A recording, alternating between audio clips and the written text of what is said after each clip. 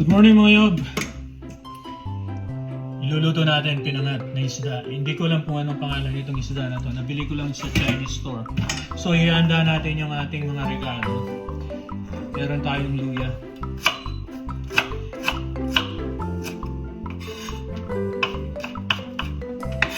And then yung ating sibuyas.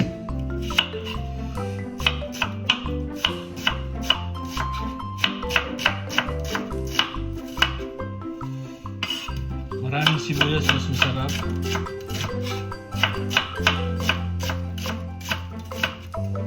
Tapos yung ating kamatis. Halo-halo na rin yan.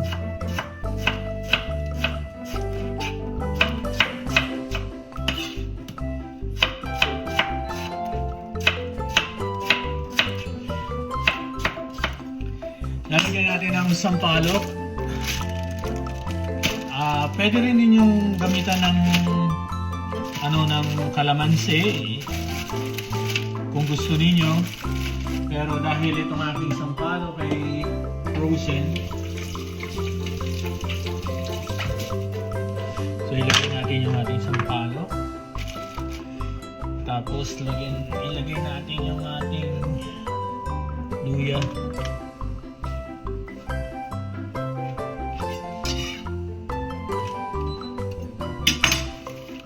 Ating konting sibuyas,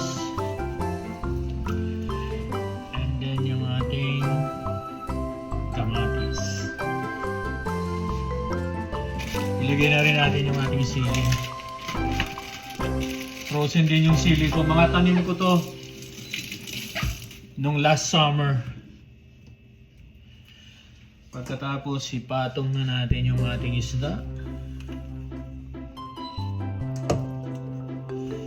Dalawa lang kami kakain nito kaya 5 lang ang binili ko. Pagkatapos ilalagay na natin yung ibang sekado nating kamatis at saka sibuyas. Isang bagsakan lang naman ang pangat eh. Tapos yung ating sili. Lalagyan natin siya ng paminta.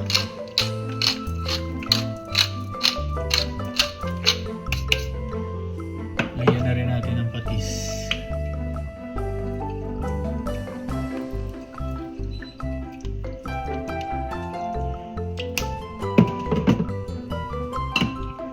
Lalagyan natin ng mantika. Meron ako dito ng avocado oil, kahit anong oil.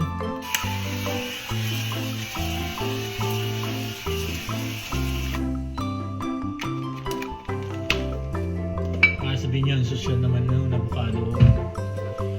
Ngayon, lalagyan natin siya ng tubig.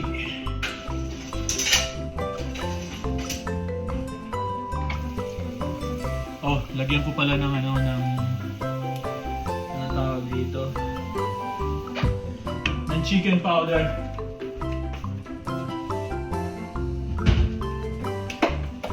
Yung iba kung gusto nyo lagyan ng bechin ng magic sarap, ako chicken powder.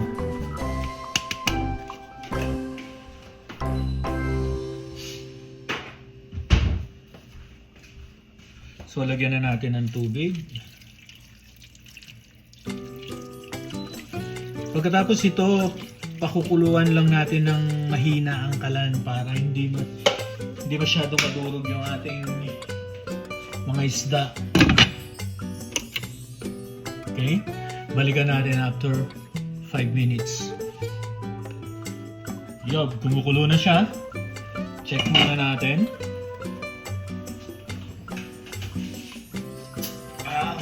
Asan yung ating sandok dito?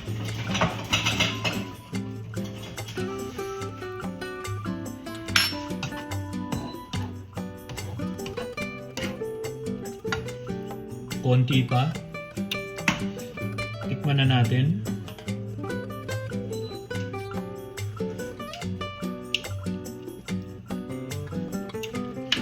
Medyo matabang. Lagyan natin ng asin. Pero ang sarap ng asin.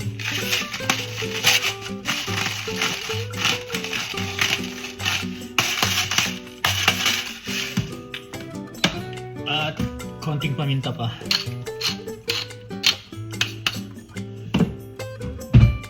Ngayon, pakuluan pa natin ito ng mga 5 minutes pa para sa mahinang apoy lang, sa low heat lang. Kaya balikan natin mamaya. Okay, Yob. Okay na to. Tikman natin ulit.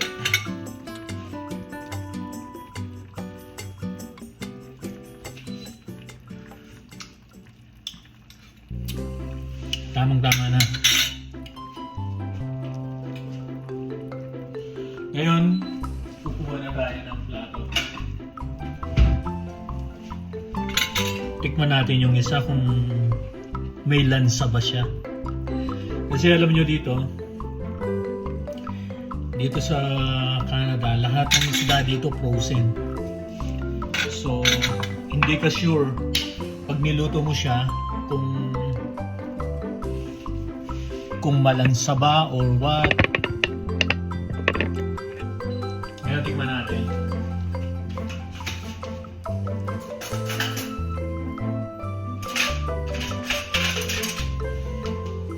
Tikman natin siya ngayon.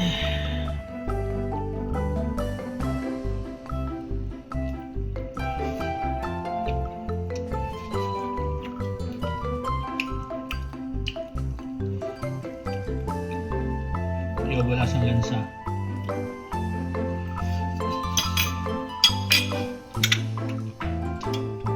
Yung sabaw niya ang sarap.